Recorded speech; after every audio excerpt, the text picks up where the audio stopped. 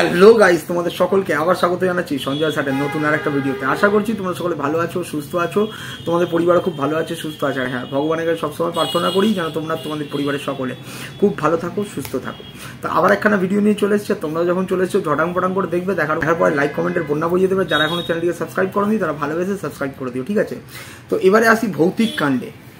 এই যে সব সূত্রগুলো একের পর এক মিলে যাচ্ছে, সেগুলোই তোমাদেরকে আবার মানে আমার এই লজিকের মাধ্যমে তোমাদেরকে তুলে দিচ্ছি, ঠিক আছে? আর তোমরা প্রথম থেকে একদম শেষ পর্যন্ত দেখো, যেমন দেখো এই কিছুদিন আগে যেরকম এই আগের ভিডিওটা ছেড়েছি, তোমরা দেখে নেও। যারা দেখোনি তারা কি কিন্তু দেখে নিও, ঠিক আছে? আজকে ভ্যালেন্টাইন্স ডে কাণ্ড বেরিয়েছে, ঠিক আছে? তো সেগুলো তোমাদের কাছে সব তুলে দিয়েছি। এবারে আসি তোমাদের কাছে ভৌতিক কাণ্ড নিয়ে আসি তোমাদের কাছে। গত একদিন না দুদিন আগে তোমরা কোনো একটা যাত্রাপালায় দেখেছো, তো সেখানে দেখেছো ওই এটিএম কার্ডটি কিন্তু ভীষণ রকমের ভয় পেয়েছিল। মানে তার ভয় চোখে মুখে পরিস্ফুট হচ্ছিল, সে কিরম ধরনের ভয় পেয়েছে। তো আজকে বোঝা যাচ্ছে পরিষ্কার যে এই ভয়টা কেন পেয়েছে আর কাকে দেখে পেয়েছে।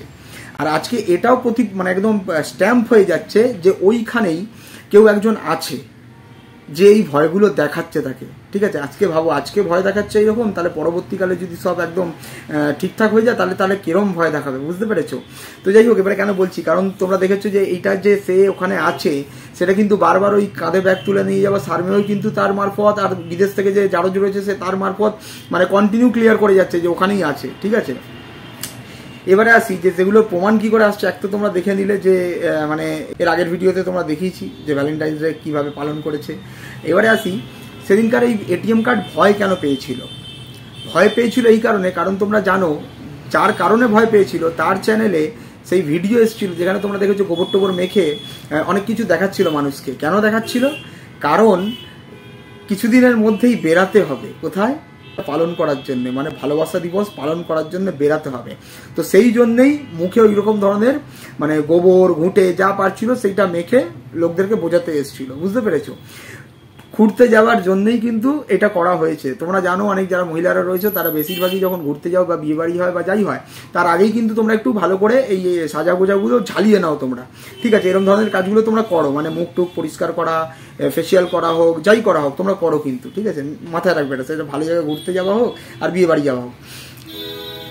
এক্স্যাক্টলি সেই কারণেই সেই সময় ওটা করছিল, মানে ওই যে মুখে যাটা করেছে সেগুলো তখন করেছিল, ঠিক আছে? এবারে মুখে করার পরে তোমরা জানো যে থাম্বনেলে দিয়েছে, টাইটেলে দিয়েছে যে কি একটা বুঝতে পেরেছো, মানে ম্যাসাজ। এবার তোমরা জানো এই যখন এইসব কর্মকাণ্ডগুলো হয়ে গেল, এগুলো তো লোক দেখানো, ঠিক আছে? কিছুক্ষণ হলো, কিন্তু আসল জিনিসটা কি করেছিল তারপরে করেছিল তোমরা জানো যে ফেস মাস্কগুলো যেগুলো পাওয়া যায়, মহিলারা দেখেছো তোমরা এখন অনেক কিছু ওই মেকআপ কিটের সাথে আসে। এখন আরেকটা জিনিস উঠেছে ওই ফেস মাস্ক হিসেবে, চোখগুলো খোলা থাকে, মুখের কাছটা খোলা থাকে, নাকের কাছটা খোলা থাকে, আর বাকি পুরো ঢাকা থাকে। তোমরা দেখেছো জিনিসটা করার পরে মানুষকে দেখিয়ে যা দেখাবার দেখিয়ে দিয়েছিল, দেখাবার পরে ওইটা লাগিয়েছিল মুখে, লাগিয়ে তারপরে ঘরের মধ্যে ঘুরে বেড়াচ্ছিল বা হয়তো বসেছিল বা ঘুরেই বেড়াচ্ছিল, কারণ ও যে স্পিডে এসছে, এটিএম কার্ড যে স্পিডে দৌড়ে এসছে তার মানে ঘুরে বেড়াচ্ছিল মুখে লাগিয়ে, বুঝতে পেরেছো? তো সেহেতু সে দেখে ওরম লম্ফঝম্প করে সে চলে এসেছিল ভয়। এমনকি তোমরা দেখো যখন ও ভয়টা পেয়েছিল ওকে কিন্তু সেই ভয়টা কাটানোর চেষ্টা করা হলো না। এটিএম কার্ডকে আমরা যারা রয়েছি মানে অভিভাবকরা সবসময় চাই যে সন্তান যখন ছোট থেকে বড় হবে যেন এমন কিছু মানে কি বলবো এমন কিছু কাল্পনিক জিনিসে যেন বিচরণ না করে যেটা তার পরবর্তীকালে ভবিষ্যতের জন্য খারাপ হবে।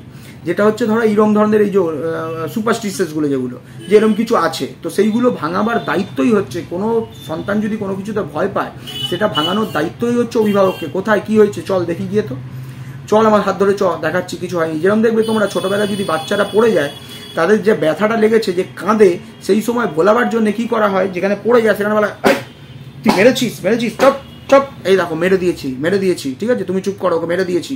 তো এইরকম জিনিস করে করে বাচ্চাদেরকে বলানো হয়, বাচ্চাদেরকে শিক্ষা দেওয়া হয় যে কোনো কিছু নেই, কোনো কিছু তেমন হয়নি, কোনো কিছু হবে না, আমি আছি তোমার সাথে। কিন্তু সেই সময় তাকে ভুলটা ভাঙানোর জন্যে মানে তাকে নিয়ে যাওয়া হলো না যে তুই চল কি দেখেছিস, কোথায় দেখেছিস। তো বুঝতে পারছো এর ব্যাপারটা, কারণ গেলেই তো অন্য কিছু দেখা হয়ে যাবে, তাই না? তো সেহেতু তাকে কোনো রকমভাবে ভুল ভ্রান্তি কাটানো হলো না যে তুমি ভুল দেখেছো, তুমি এই করেছো সেই করেছো, চলো আমার সাথে তোমার নিয়ে যাচ্ছি, আমি তোমার সাথে আছি, আলো জ্বালিয়ে নিয়ে যাচ্ছি, লাইট জ্বালিয়ে নিয়ে যাচ্ছি, দেখো কোথায় কে আছে, কেউ নেই, তুমি এমনি ভয় পেয়েছো।